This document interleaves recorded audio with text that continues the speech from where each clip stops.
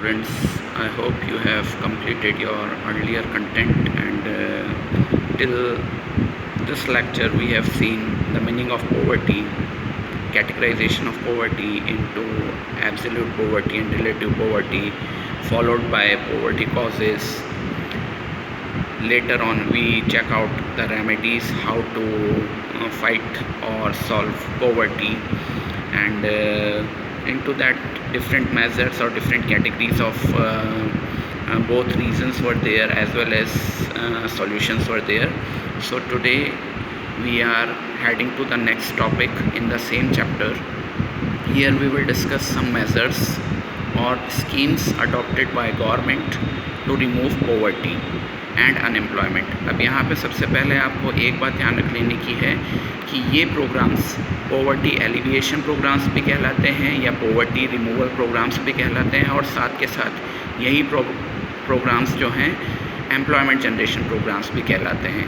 That means in programmes के through government दो problems को एक साथ सॉर्ट आउट करने की कोशिश करती है। One is unemployment, second is poverty. Unemployment को अगर गवर्नमेंट एड्रेस कर देगी, जॉब जनरेशन कर देगी, तो अपने आप ही लोगों तक पोवर्टी की प्रॉब्लम सॉर्ट आउट हो जाएगी, क्योंकि एम्प्लॉयमेंट जनरेशन के थ्रू लोगों तक इनकम पहुंचेगी और इनकम से ऑब्वियसली उनका पोवर्टी रिमूवल हो जाएगा। सो ये प्रोग्राम्स अनएम्प्लॉयमेंट को भी सॉर्ट आउट कर रहे हैं और पोवर्टी को भी सॉर्ट आउट कर रहे हैं। इनमें सबसे पहला प्रोग्राम जो इम्पॉर्टेंट रहा है दैट इज़ SGSY स्वर्ण जयंती ग्राम स्वरोजगार योजना। ये प्रोग्राम स्टार्ट हुआ था अप्रैल 1999 में, और इसमें स्मॉल एंटरप्राइजेस के डेवलपमेंट के ऊपर या स्मॉल स्केल बिजनेस के ऊपर ज़्यादा जोर दिया गया, स्पेशली इन रूरल एरियाज़। 2011-12 में आते आते इस प्रोग्राम को रिकन्स्ट्रक्ट किया गया, यानी कि इसे एक न्यू स्कीम में या प्रोग्राम में चेंज किया गया, और उस प्रोग्राम का नाम था NRLM। ये NRLM जो प्रोग्राम बना, इस प्रोग्राम का फुल फॉर्म है national rural livelihood mission. Livelihood जो वर्ड होता है, ये वर्ड इसका मीनिंग होता है कि आप अपने विशेष को पूरा करने के लिए ऑब्वियसली आपको मनी की रिक्वायरमेंट होगी, तो आप क्या इकोनॉमिक एक्टिविटी करते हैं, that is your livelihood. Hindi में इसके लिए वर्ड आता है आजीविका। तो livelihood, national rural livelihood mission को हिंदी में कहा गया या प्योर हिंदी लैंग्वेज में कहा गया आजीविका स्कीम। ये प्रोग्राम लॉन्च हुआ था या ये स्कीम लॉन्च हुई थी 2012-13 में 150 डिस्ट्रिक्ट ऑफ द कंट्री। 2016-17 आते आते इसे पूरी कंट्री में लॉन्च कर दिया गया। याद रखिएगा, बात एक ही है, इसमें हम बात कर रहे हैं पोवर्टी रिमूवल और एम्प्लॉयमेंट जनरेशन की। तो आपसे किसी भी प्रोग्राम का बेसिक पूछा जाएगा तो आपको यही कहना है कि एम्प्लॉयमेंट जनरेशन और पोवर्टी रिमूवल। अगर किसी प्रोग्राम में कुछ स्पेसिफिक पॉइंट है तो वो ज़रूर मैं आपको यहाँ पे डिटेल में बता रहा हूँ, अदरवाइज़ अगर किसी में और भी कुछ डिटेल नहीं है तो आपको यही मानना है कि इसके थ्रू एम्प्लॉयमेंट जनरेशन होगा और जो आगे जाके पोवर्टी को रिमूव करेगा। नेक्स्ट कम्स एज संपूर्ण ग्रामीण रोजगार योजना, that is short named as SGRY। इसका लॉन्च हुआ था सितंबर 1, 2001 में, और इसका टारगेट था कि 100 करोड़ मैन डेज़ का ये एम्प्लॉयमेंट कंट्री में डेवलप कर सके या ऑफ़र कर सके। और इसी प्रोग्राम को आगे जाके मनरेगा प्रोग्राम, जो अभी आपका सबसे बड़ा एम्प्लॉयमेंट जनरेशन प्रोग्राम चल रहा है, उसमें सबस्यूम किया गया या इंक्लूड कर दिया गया। मतलब ये प्रोग्राम जो पहले स्वर्ण जयंती ग्राम रोजगार योजना के नाम से चल रहा था, SGRY के नाम से चल रहा था, इसी को मनरेगा प्रोग्राम में कन्वर्ट कर दिया गया। और मनरेगा प्रोग्राम आपने सबने जानते हैं कि 100 डेज़ के एम्प्लॉयमेंट जनरेशन की गारंटीड स्कीम है, तो ये SGRY से ही शुरू हुआ था। लेटर ऑन एक प्रोग्राम और हमारे यहाँ लॉन्च हुआ जिसे हम कहते हैं प्रधानमंत्री ग्रामोदय योजना, शॉर्ट फॉर्म है इसका PMGY। इसका लॉन्च हुआ था 2001 में। स्पेसिफिकली आप स्कीम्स के लॉन्चिंग ईयर्स ज़रूर ध्यान में रखिएगा।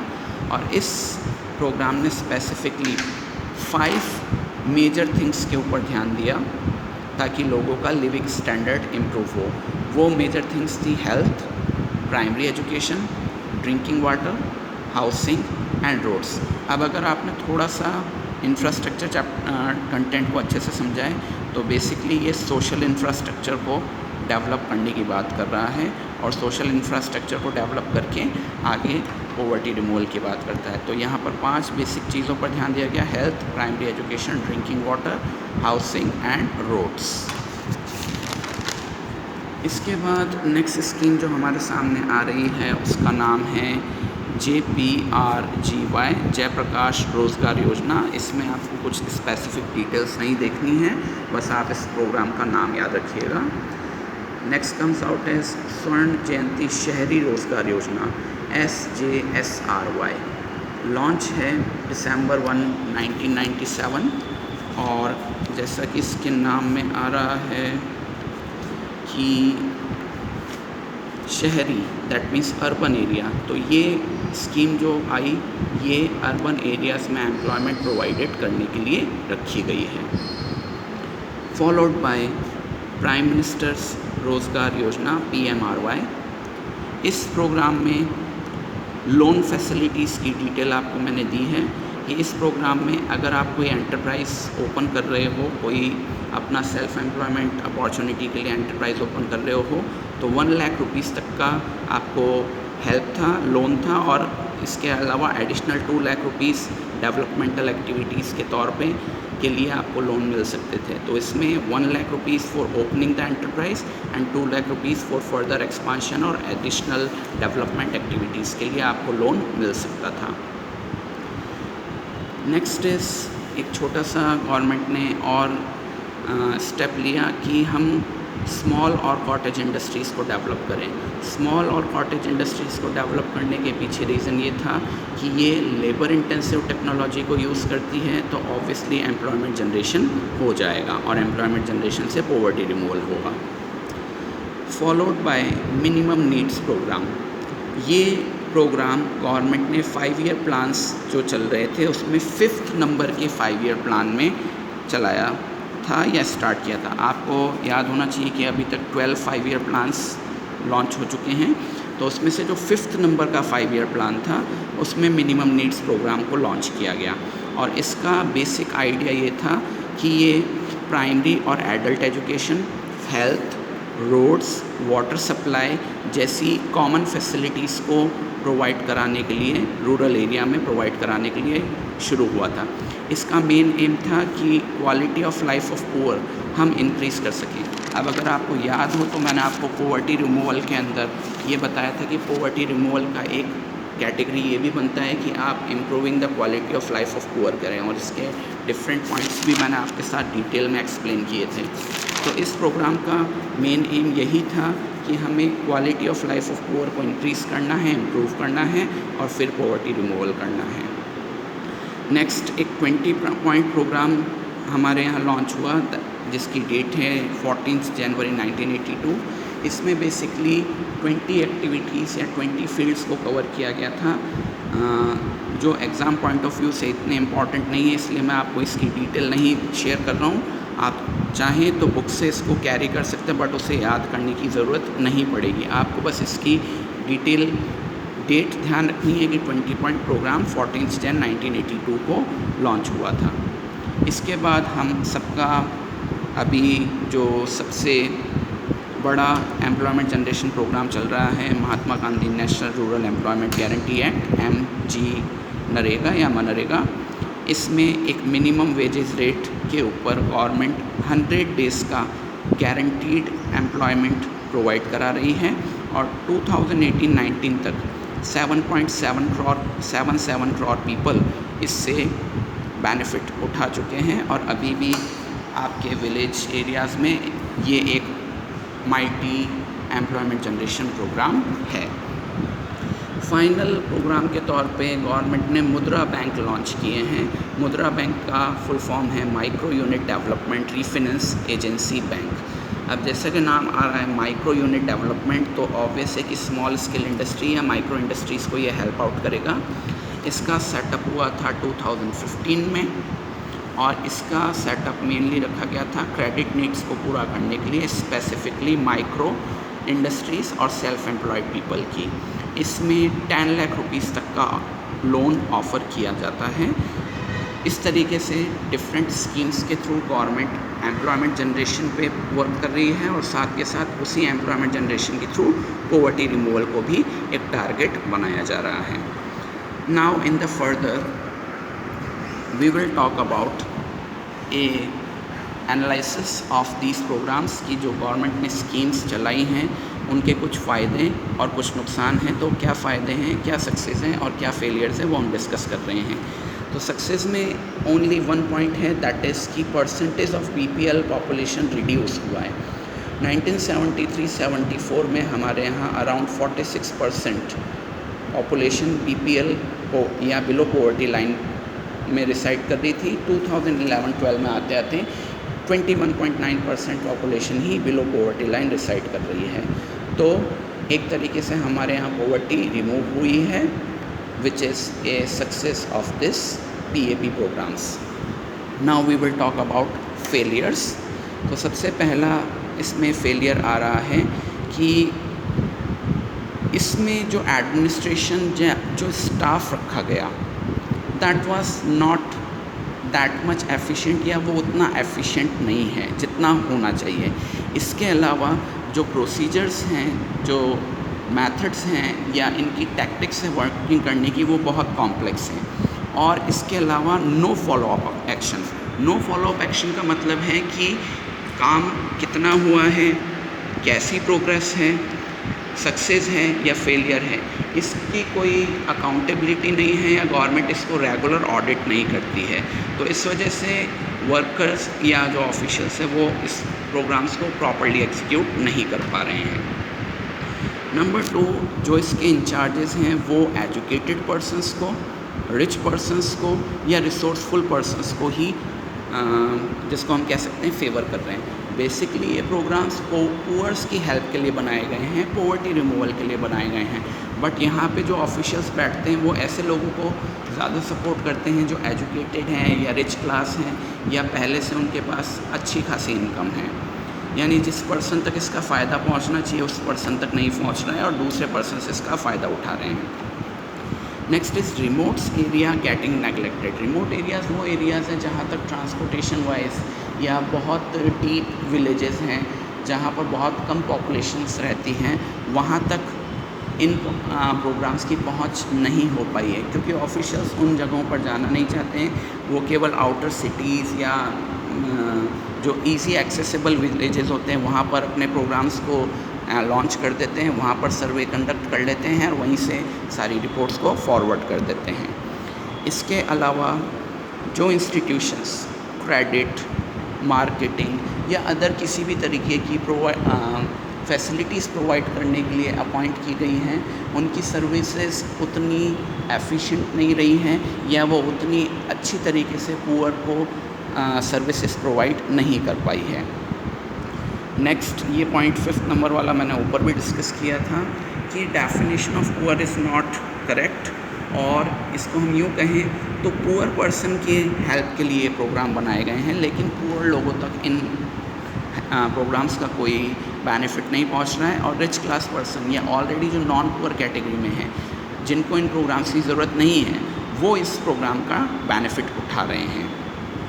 इसके अलावा कुछ हद तक corruption at the ground level, जो ऑफिशियल्स इसमें लगे हैं वो कहीं ना कहीं अपने बेनिफिट के लिए फ़ंड्स वगैरह को रॉन्ग वे में यूज़ करते हैं, गलत रिपोर्टिंग करते हैं, गलत बजट पास करवाते हैं और जो बजट्स अलॉटेड होते हैं वो स्कीम या जिस प्रोग्राम के लिए लॉन्च किया गया है उसमें यूज़ ना करके अपने पर्सनल यूज़ के लिए करते हैं। तो corruption is also a important thing. Next thing is इन प्रोग्राम्स के फॉर्मेशन में और इन प्रोग्राम्स के एग्जीक्यूशन में कॉमन पब्लिक का कोई रोल नहीं है। ये प्रोग्राम्स सोली गवर्नमेंट ने बनाए हैं और गवर्नमेंट ही इसको एग्जीक्यूट कर रही है।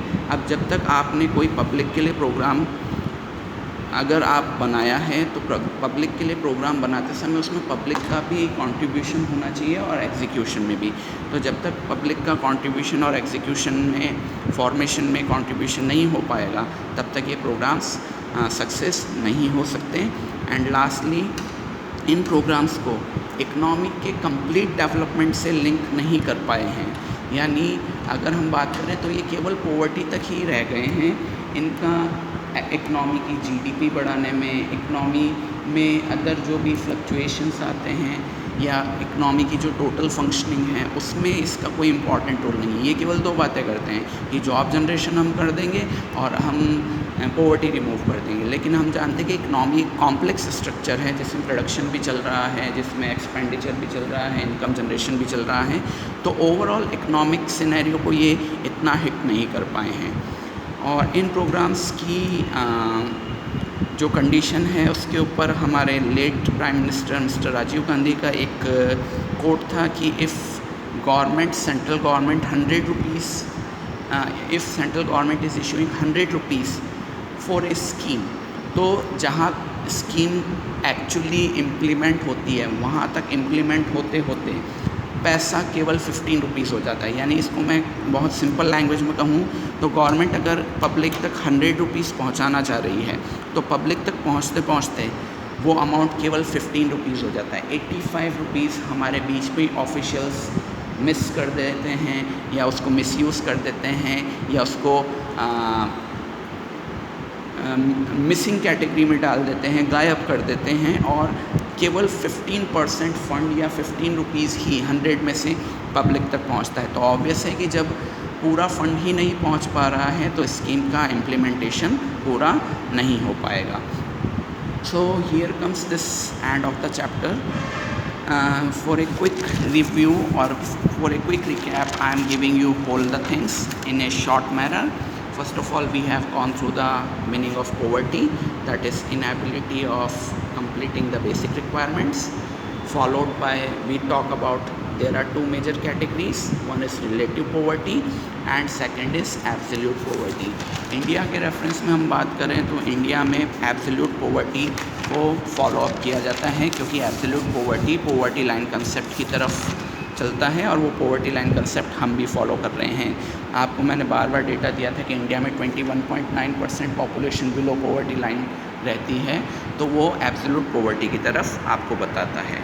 इसके अलावा हमने कट ऑफ्स देखे थे कि हमारे इंडिया में क्या लिमिट्स रखी गई हैं पोवर्टी के लिए कि आप पुअर या नॉन पुअर हैं, तो उसकी लिमिट्स आपको मैंने बताई थी। इसके अलावा उसको हमने कैलोरी नॉर्म्स पे भी देखा था। तो पोवर्टी को हमने दो तरीके से डिफ़ाइन किया है, एक तो आपकी इनकम बेसिस कंजम्पशन बेसिस और इसके अलावा हमने उसको कैलोरी बेसिस के ऊपर भी डिस्कस किया था। Later on we have talked about some data related to overall poverty and state-wise comparison. Later we had causes of poverty को दो मेजर कैटेगरीज में डिफाइन किया गया था, under development of economy and unequal distribution of income. Later we talk about how to sort out the problem of poverty, that is 4 categories में हमने solutions पढ़े थे. GDP growth, improve distribution of income, population control, improving quality of life of poor, and in the final topics we talk about some schemes, that schemes can be called as employment generation schemes or poverty alleviation schemes. मैंने आपको अभी भी बोला था कि हम jobs generate कर देंगे तो उससे अपने आप ही लोगों को इनकम जनरेशन होगा और इनकम जनरेशन से पोवर्टी सॉर्ट आउट हो जाएगी.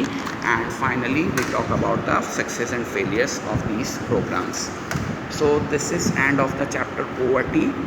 Please go through the concept thoroughly, pay attention to your studies and also towards your health, maintain a healthy routine, and please make best way of technology but don't misuse it. And we will meet for the next topic. Please drop your questions or any queries there, so you can drop your questions anytime and I am ready to help you. Thank you all.